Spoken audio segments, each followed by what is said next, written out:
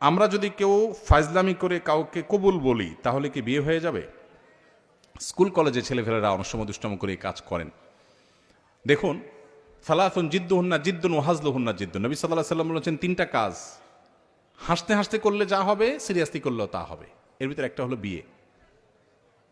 যদি দুইজন সাক্ষীর উপস্থিতিতে, অ্যাডাল্ট দুজন সাক্ষীর উপস্থিতিতে এই কাম করে থাকেন, উভয়ে হাসাহাসি করেছেন, আর নিজেরা শিশু না হন, আপনারাও অ্যাডাল্ট হন, তাহলে হানাফি মাযহাবের মাসআলা অনুযায়ী বিয়ে হয়ে যাবে।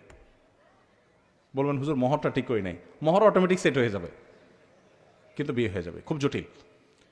এখন অনেক সময় আমরা ফাজলামি করি, এখন কেউ নাটক সিনেমাতে অভিনয় করার জন্য করছে, সেটাও যদি দুজন সাক্ষীর সামনে করে, ওই ব্যাকল জানে না, যদি আবিয়াত্তা হয়ে থাকে বিয়ে হয়ে যাবে, আর যদি বিবাহিত হয় তাহলে তার কোনো উপায় নেই।